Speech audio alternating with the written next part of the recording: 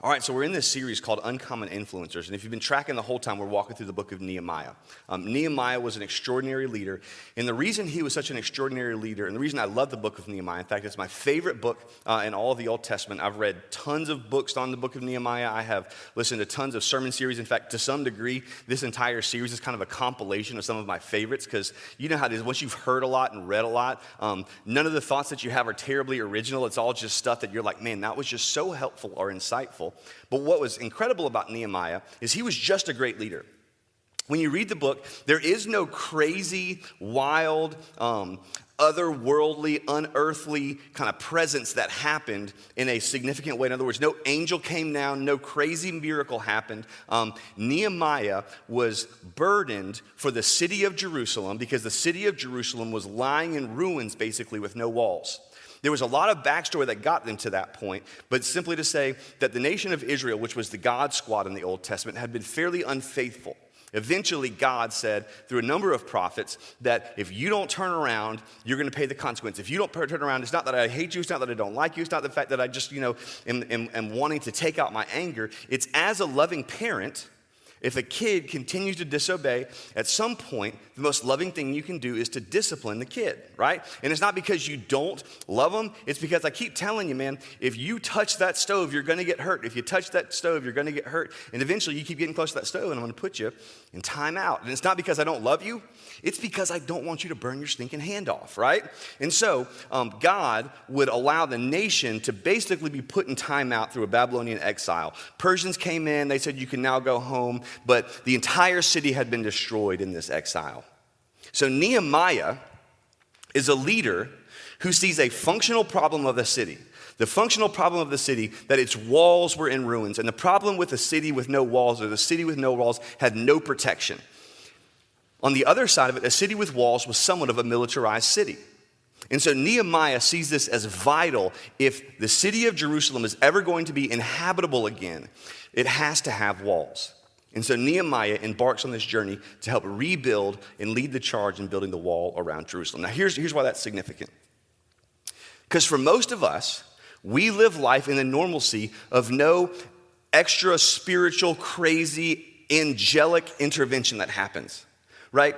I don't know if anybody's ever tried to walk on Lake Ella and you try to walk on the water of Lake Ella. I've tried it once. It doesn't work, or it didn't work for me. Maybe it'll work for you. Perhaps you're more spiritual than I am. But right, you try to put your foot in Lake Ella, there's a really good chance that your foot's just going to get real wet, okay? But for most of us, the reality is God has called us to be influencers. Matthew chapter 5, Jesus said it this way, you're to be salt and light, that my followers are supposed to be people who influence everything that they touch. But not because we impose our thoughts and our ideas and our beliefs, but similar to Nehemiah, we will influence people for the kingdom when we serve people like Jesus. Or we said it this way a number of times. We will influence people for Jesus when we serve people like Jesus. And if you're here and you're kind of, on the fence or the periphery of faith, you're not really sure if you're there, you're not really sure you believe, this is probably part of your story. That at somewhere along the way, you found a Christian who was more invested in telling you their beliefs than they were serving you. So you heard them talk a lot about it, but you didn't see much of it. And you didn't really like that. In fact, today we're going to talk about something in this idea of uncommon influences that I think is one of the most powerful things. Then again, I want to kind of address you if you're here and man, you have been burned by faith. What we're going to talk about today is, I think, one of the most important things we can talk about. Because in the life of a Christian, in the life of an influencer, I am only going to influence someone so much as I have the moral authority to influence. In other words, I'm only going to influence you so far as you actually believe that I walk what I say. If you find that there's duplicity between what I say and what I do, you oftentimes don't trust me or believe me as a leader. And the same thing with you. It's difficult to influence someone that doesn't actually do what they say, because when you don't do what you say, you question if they actually believe it or not. And the thing that I think is important if you're wrestling with faith is this is part of your story, that you saw a Christian at some point, and you saw what they did, and then you saw what they said, and they were so different and worlds apart that you couldn't label it anything but hypocrisy. But there's something that happens in the book of Nehemiah. There's something that happens in the book of Nehemiah as they're finished the wall that I think is so deeply helpful. And if I was going to title this sermon something, it would be called Guardrails. Guardrails. And if you ever think about a guardrail, what a guardrail does is a guardrail basically, it diverts you away from danger before you get to the point of danger. It diverts you away from danger before you get to the point of danger.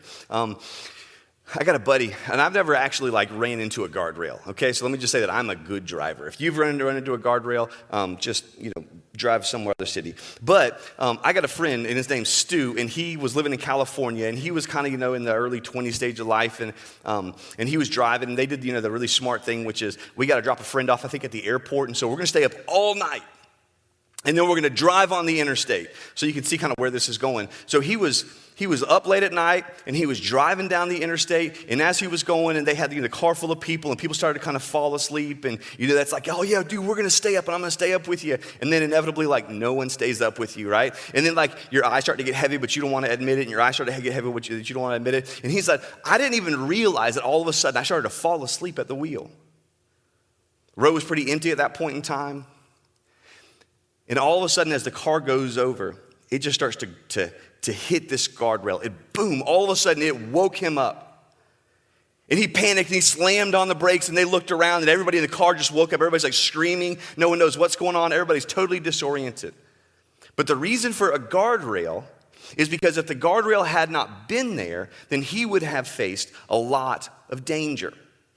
Now, the parallel to this that we're going to see in the book of Nehemiah is Nehemiah sets up a guardrail. He sets up a thing or a place in a way that diverts people from the most vulnerable states. But before we kind of get there, I just want to talk about how this applies to us before we even do that, so it contextualizes it for us. It's simply to say this: most of us live in such a way that we have vulnerabilities, but we have nothing to protect us from it.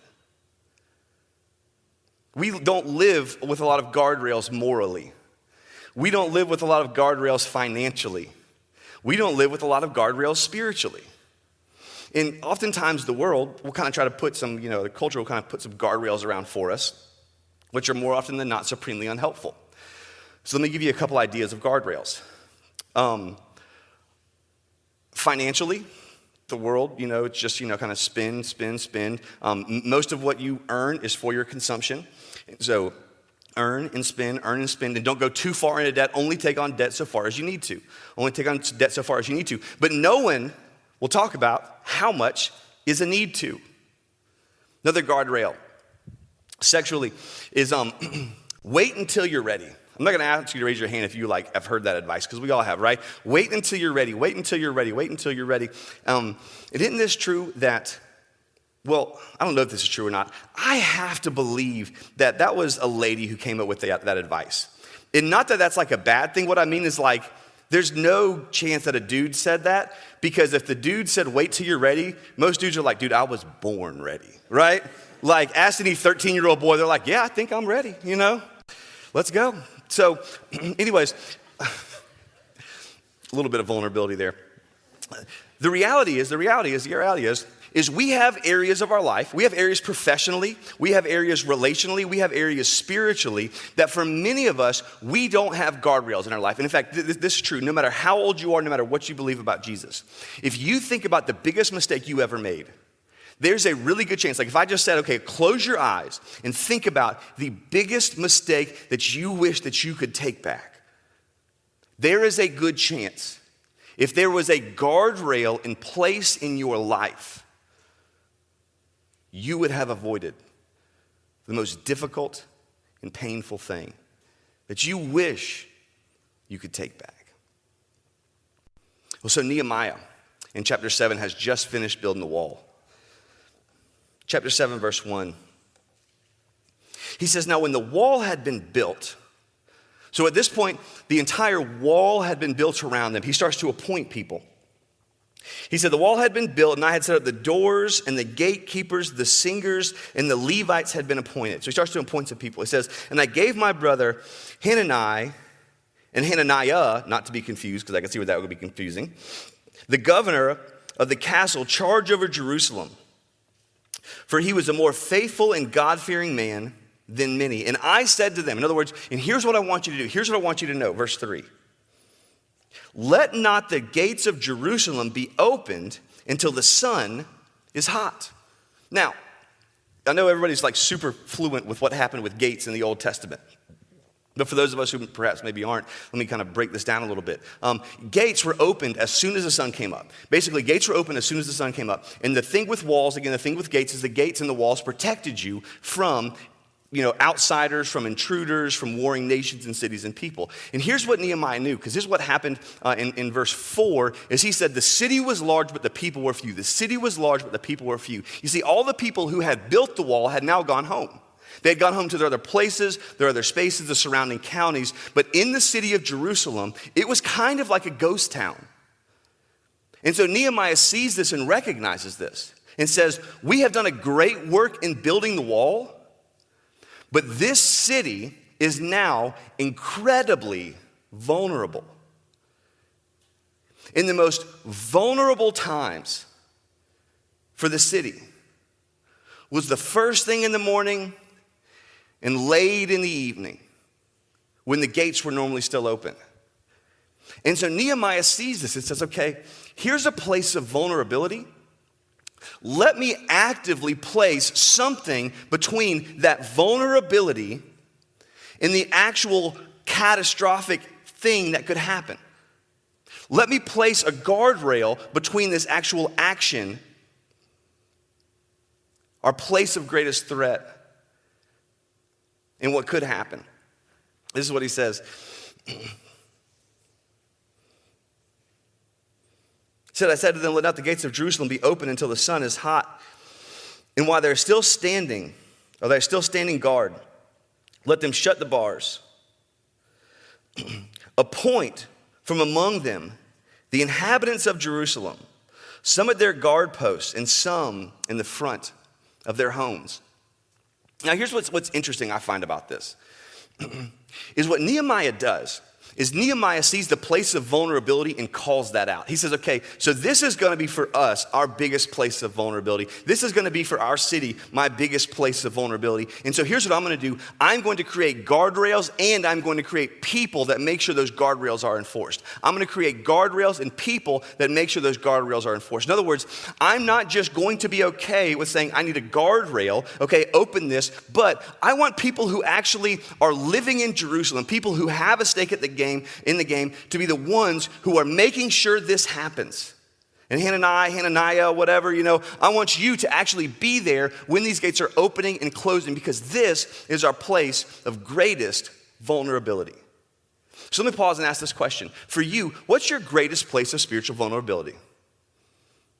What's the place in your life that you know you are vulnerable? Now, let me kind of say this to qualify that. We all have one. Like, this is not like for the holy people on the left side of the room, like the people who are super saved, man, you don't have to worry about this because you're good to go. Because isn't this true? What's interesting about this is they just rebuilt the wall in 52 days. It says towards the end of chapter 6 that the people of the surrounding nations saw what had happened and they were in fear, they were in awe because they knew this was a movement of God. And on the precipice of this great victory, Nehemiah sets up guardrails. Because isn't this true? Christians, especially if you've been following Jesus for a while, isn't this true? Your greatest fall oftentimes happens on the heels of your greatest victory. Your greatest fall oftentimes happens on the heels of your greatest victory. Look at Peter, right? Peter's floating in a boat one day. Jesus is, MIA. They don't know where he is. There's this storm that's happening. They see this person on the water. They think it's a ghost. And they said, no, actually, that's not a ghost. That's Jesus. Peter says, if that's you, Lord, tell me to come and walk to you. Peter gets out of the boat. He starts walking on water, right? Like he kills my Lake Ella theory, right? Like he's actually walking on water. And all of a sudden he sees the things around him. He begins to question what's happening. He begins to notice all the distractions and he falls. Some of us, that's the story of our life. God used you in an incredible way. You did this thing, you were effective to a way, you overcame this sin, there was this victory in your life, and on the heels of that victory, perhaps came your most painful moment. You see, this isn't just for the sinners, because we're all sinners. This is for everybody, because every single person in here has a place of vulnerability. And what I find so riveting, and I'm going to pull a ton of stuff out of this one simple idea in verse 3, is that Nehemiah had the courage to identify and clarify, this is my place of vulnerability. Oftentimes in the Christian circles, what we do is our place of greatest vulnerability is the place that we try to hide the most. Because I don't want people to know I'm vulnerable. I don't want people to know that I have the potential to fall. I don't want people to know that I struggle with this or I struggle with that, because I have this internal dialogue that says I shouldn't be struggling with that anymore.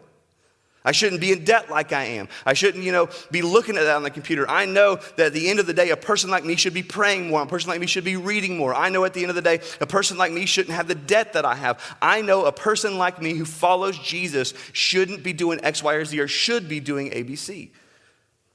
And so what we try to do is, instead of doing what Nehemiah does, which is to say, hey, this is a place of vulnerability that I need to identify, we say this is a place of vulnerability I need to live in secrecy. Your greatest place of vulnerability is oftentimes the greatest place of isolation in your life, as it is in mine. This is easy, because who would want to air their business? So Nehemiah has the courage to say, this is my area, this is our area, so let me be wise in the guardrail I set up. That I can't simply say, okay, we're going to have some guards. We need to make sure if we are most vulnerable and most susceptible at the beginning, at the end of the day, we're going to wait till that sun is pretty high up. Like nothing's going to happen in secret here. We're not opening this thing till about noon o'clock. Like we're going to wait for a while for that sun to come up before we open the gates. And we're going to close them preemptively. And by the way, in the middle of that guardrail, what I'm also going to do is I'm going to place people there who are going to hold this accountable because they have skin in the game. You see, you can identify the place of vulnerability and put a guardrail in your life, but here's the question. Does anyone know if you don't keep that guardrail? This is where most of us fall. We'll have the courage to identify it. We'll have the courage to know about it.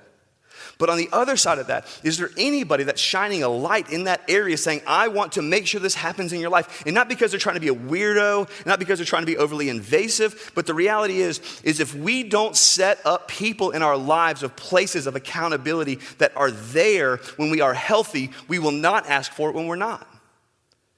Or it will take an incredible amount of courage for us to do it. So let me ask you this. For you, what's the guardrail? What's the area of vulnerability? And what does a guardrail in that area look like for you? And who is a person who has a vested interest in you that you can ask to observe and stand guard of that guardrail? Let me just pause and say this. If we actually did this as Christians, if we actually did this as a church, our level of holiness and sanctification would go through the roof. Like if we actually got serious and said, okay, I don't want to just take this battle with sin as this kind of thing that maybe I should do, and I'm going to say I struggle with that, but I don't actually struggle with that. It just means I give into it a lot, but I'm going to say it's my struggle. But like if we were actually serious and said, this is the place of all places, this is the place where I feel susceptible, and I know that. And so for me, if this is my area, if I know that, my relationship with my boyfriend, my girlfriend, if I know that this is the relationship and I have a coworker who this is going to be a problem, this is why so many people have this rule that they're not going to go on trips with someone of the opposite sex if it's just them and the other person. And why? It's because they know that things happen on trips, and what they're wanting to do is set up a guardrail. So what's your guardrail? What's your area of vulnerability? And you don't have to have it yet, but you deserve it to yourself to think about this. Because here's the problem. The place of greatest vulnerability also has the place and the ability to potentially torpedo your entire life. Or at least your career, or at least your marriage, or at least your family. So what's your area of vulnerability? And what does a guardrail look like for you? You see, this is something that we realized, and this is something that I realized. In fact, William Colley and I, worship leader, executive pastor, people don't know this, but he actually runs our entire church. I just talk on Sunday. That's about my job. But he runs our staff, and he just does a phenomenal job. Probably, I don't know, it was 8 or 10 years ago. Here's what we do. The higher up we get in the org chart, the more people will expect we don't have vulnerability. The more people will have an anticipation that we don't actually struggle with things, we don't have selfish desires, we don't struggle with sin. There is going to be an assumption that at the end of the day, there are fewer places of vulnerability simply because I talk into a microphone for 30 minutes on Sunday, a few times per Sunday, this week at the 8 o'clock service, also on Sunday. So here's what we knew. There are far too many pastors who have extraordinary moral failures that decimate congregations. It's the reality. It's the reality because there's pressure involved and there's assumption that involved, because at the end of the day, people often, this isn't like me saying oh, woe is me. I understand this. People want to assume that I don't have the level of vulnerability that you do. But I know the best of men are men at best, and the best of men who are men at best are sinful people. This church can't ride and die on my holiness. And the reason I say that is because we realized a long time ago we needed to intentionally put guardrails in our life, and we needed to put accountability. And so every single Friday, William and I meet. And I want to tell you where we meet, but I don't want to tell you where we meet because I don't want you to walk up and be weird and be like, hey, I heard you're meeting. It's yeah, go away, okay? But every single Friday, probably for the last 8 to 10 years, he and I meet almost every single Friday morning for about 2.5 hours and talk about life. We talk about how is my family, how is his family, how is my personal relationship with Jesus, how's his personal relationship with Jesus, and how is work. But not hey, let's plan for the church. It's how are you doing internally with the pressures that you feel at work? Because we have to have guardrails in our life. So Nehemiah says, he says in chapter 7, verse 3, again, I said to them, let not the gates of Jerusalem be open till the sun is hot, and while they're still standing guard, let them shut the bars and doors, appoint guards from among the inhabitants of Jerusalem, some at their posts and some in front of their own homes, because the city was wide and large, but the people within it were few, and no houses had been rebuilt. If this city was going to become the city that it had the potential to become, it had to be aware of its vulnerabilities and from the get-go, put in guardrails and put in accountability in place. The reason I started talking with people, if you're wrestling with faith, is this is probably your story, right? You saw people who were Christians who said this thing, but the truth is they had vulnerability. They had never had the courage to name their vulnerability, put a guardrail in place to that vulnerability, and put accountability in place on top of that. And so you saw a Christian who lived in incredible hypocrisy. They didn't have character. They didn't have moral authority. In fact, it seemed like, why would I believe what you believe? Because it looks like you don't even believe what you believe. Let me tell you. That's the point of this sermon. So for you, what's the guardrail? What's the guardrail? If you're dating, here's perhaps a guardrail for you. A guardrail for you might be how long you spend with the other person, how many days in a row. It might be what time of day that you say, hey man, nothing good happens after 11 o'clock. I know sometimes it's I don't know, it gets kind of weird and I'm not really sure. And let me tell you, if you're dating my daughter, nothing good happens after 7 o'clock, okay? And literally nothing happens good when you guys are watching TV together, movies together, and Netflix together. I know y'all like to chill, but I'm y'all need to chill with the chilling because that perhaps needs to be a guardrail. And then you need to have somebody who's going to ask that intentionally. For you financially, man, I heard this idea of this guardrail that I thought, that is beautiful, and I never want to do that. Like, that's the scary thing about guardrails, by the way, is like you can think about them, and I'm like, ooh, that sounds a little testy. That this group of guys, and it was I don't know, 10 or so dudes who were at this church, and they all realized they have the tendency to make bad financial decisions, because the more that you have, the easier it is to make bad financial decisions, because you oftentimes have more margin. And so they all decided, if any of us are ever going to spend over $500, we're going to discuss it with the group, and everybody has to approve of it first. I'm like, yeah, but I need a new TV, you know? Like, that sounds interesting, but I'm like, I don't know. Like I want accountability, but I want like Diet Coke of accountability, right? Like, I want accountability light in some of those areas. So what's it for you? What's the work guardrail that you need to put up? What's the relational guardrail that you need to put up? What's the guardrail on your computer that you need to put up? Because let me just say this. The reason this matters so much, and the older you are in this room, the more you know this is true. In hindsight, you wish you would have had guardrails in your life. You wish you would have had the boldness of Nehemiah to say, hey, we know our gates are vulnerable at this point, and I need to put something or someone in place to make sure that when I begin to bump up against it, I'm not to the point of danger, but I'm intentionally setting it back from that danger. That someone's asking me, because the truth is if, at 7 o'clock at night, you say that's our cutoff time, like something bad might not happen at 7:15, but the later it is that you get, probably the more susceptible you are going to be to making a bad decision. And what you need to know in your life is that if you set that guardrail right on the edge, then you're just going to be looking over and bumping up against it, because we all bump up against them at some point in time. So what's the guardrail? What's the area of susceptibility and vulnerability? And I want to finish this entire sermon with this. I think that all that is true, and especially for the person who is in here who loves Jesus and you want to live for him, and you're struggling with this place in this area of holiness. Have the courage to not live in isolation and secrecy, but in transparent vulnerability with accountability.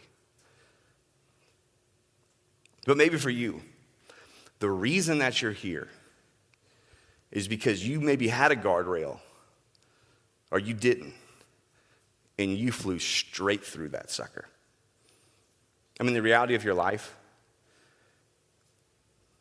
is that you're here, and it was difficult for you to even come to church, because deep down you're sitting there thinking, man, if people only knew what was true of me, there's no way they would want me here. Let me tell you, I am so glad that you're here. And the reason is because the entire message of Christianity had nothing to do with you being good. In fact, the entire message of Christianity was simple, as Jesus would articulate it and as the writers of the New Testament would come to unpack it. That we can't good our way into God's good graces. We all have had the curb in our life, guardrails, they usually go around curves. We've all had that curb, and then we've driven that sucker straight off the cliff.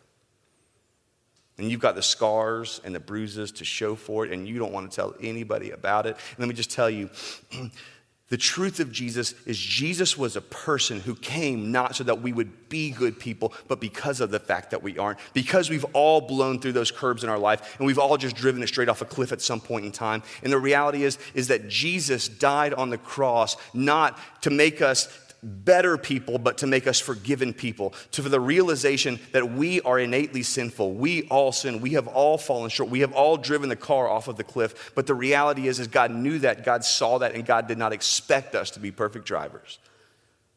He knew that, he saw that. And he sent his son to die for that.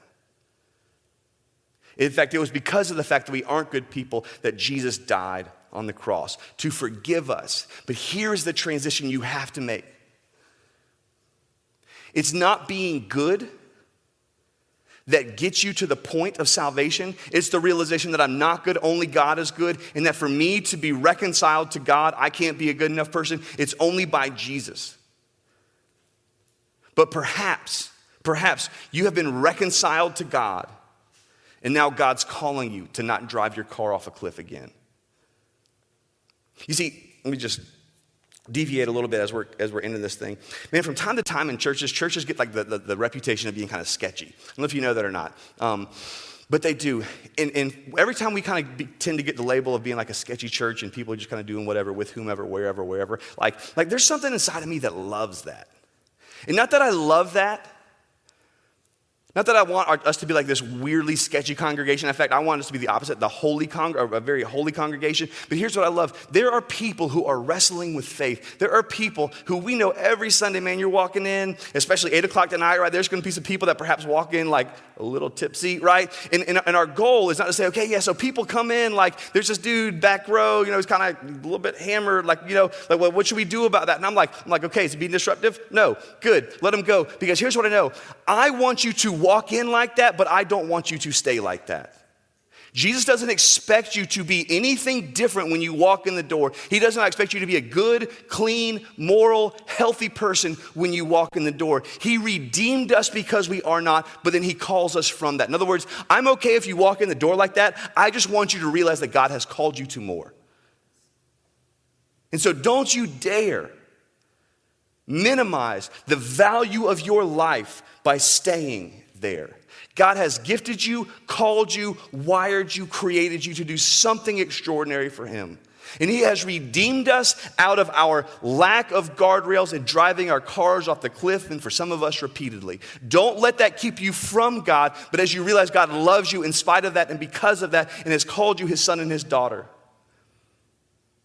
have the courage and the audacity to identify the places of spiritual vulnerability and set up guardrails in your life and accountability. So again, what are the places for you? What are the guardrails for you?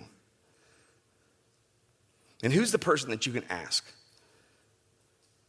That you need someone to say, okay, we're going to open and close these gates only at a certain point in time, but I also need you to be there to watch. Because I know me, and I'll just start opening the gates earlier and earlier and earlier. Let's pray together. God, I pray for every single one of us. We all have this tendency. It's the tendency of humanity that we're sinful. But God, I ask and I pray that you would help us to have the courage to identify our places of vulnerability and our places of weakness. That as we identify those, in which probably a number of different areas in our life, God, that we would have the courage to identify the guardrails to put in place so that we don't just walk up to the edge, but they actually keep us from that edge. And I pray that you would give us accountability. And for the person who walked in here this morning, and the reality of their life is that over and over, they've driven the car off the cliff, they've driven the car off the cliff, they've driven the car off the cliff, and they walked in this morning and think, God, can you even love me anymore? That the answer was a resounding yes, and that answer was displayed on the cross. That there was grace, there was love, there was forgiveness, there was acceptance, and there was reconciliation that happened. Yet in light of that, you call us from that to you. You say, leave, don't continue to be a fisher of fish, but come be a fisher of men. You call us to your love, to your sanctification, and to your purposes. And I pray that we would have the courage as we experience your forgiveness to not remain in that state, but to continue to walk forward with the courage to identify our most vulnerable places, to set up guardrails and accountability. That Jesus, we would be women and men of incredible influence. But not because we press our thoughts, but because of the way that we serve and because of the way that we live. That people would see us and they say, that person looks like Jesus. And it's in your name we pray. Amen.